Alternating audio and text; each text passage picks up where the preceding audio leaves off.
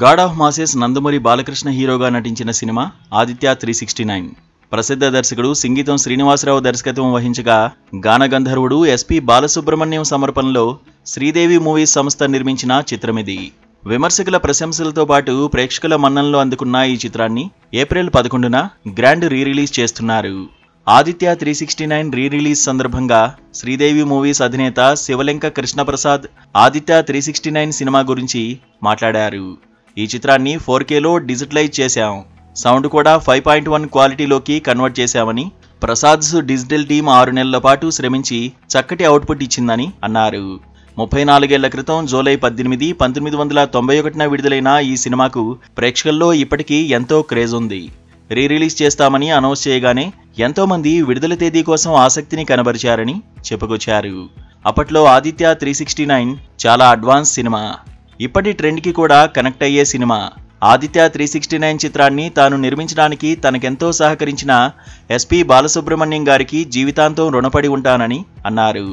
ఇంత గొప్ప ప్రాజెక్టు తనకిచ్చి నిర్మాతగా తనను ఎన్నో మెట్లు ఎక్కించిన నందమూరి బాలకృష్ణ గారికి, సింగీతం శ్రీనివాసరావు గారికి ఇలా రీ-రిలీజ్ చేస్తున్నామని చెప్పగానే చాలా ఎగ్జైట్ అయ్యారు. అప్పట్లో తాను కొత్త నిర్మాత అయినా తనపై నమ్మకంతో సినిమా చేసే అవకాశం ఇచ్చిన బాలయ్య బాబు గారికి సదా కృతజ్ఞుణ్ణి. శ్రీకృష్ణదేవరాయలుగా, కృష్ణకుమార్గా 2 పాత్రల్లోనూ బాలయ్య అద్భుతంగా నటించారన్నారు శివలెంక కృష్ణప్రసాద్.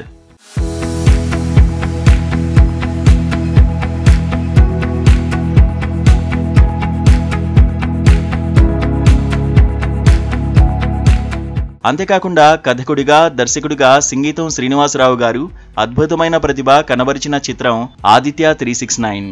ఇటువంటి కథా ఆలోచన ఆయనకు రావడమే కాదు, తెలుగు తెరపై అసాధ్యాన్ని సుసాధ్యం చేస్తూ నా భూతో నా భవిష్యత్ అనే రీతిలో ఈ సినిమాని తీర్చిదిద్దారని, అప్పట్లో ఈ సినిమా విడుదల సమయంలో తాను ఎంత ఎగ్జైట్ అయ్యానో ఇప్పుడు రీ-రిలీజ్ సమయంలోనూ అంతే ఎగ్జైటెడ్గా ఉన్నానన్నారు శ్రీదేవి మూవీస్ అధినేత శివలెంక కృష్ణప్రసాద్.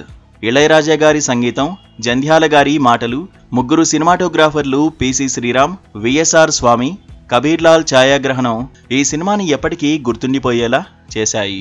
బాలీవుడ్ టాప్ విలన్ అమరీష్ పురి, ఫేమస్ నటుడు టిను ఆనంద్ ఈ సినిమాకు ప్రధాన ఆకర్షణగా నిలిచారు. టీవీల్లోనూ యూట్యూబ్లోనూ ఆదిత్య 369 చిత్రాన్ని ఎన్నిసార్లు చూసినా సరే వెండితెరపై చూస్తే వచ్చే అనుభూతి వేరు, మ్యాజిక్ వేరు.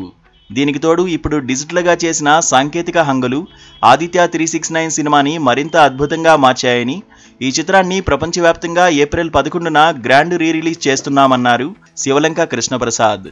ఇప్పటివరకు నిర్మాతగా 15 సినిమాలు చేశాను, ఎన్ని హిట్ సినిమాలు తీసినా సరే తనకు వ్యక్తిగతంగా, వృత్తిపరంగా ఒక గౌరవాన్ని, గుర్తింపును తీసుకొచ్చిన సినిమా ఆదిత్య 369.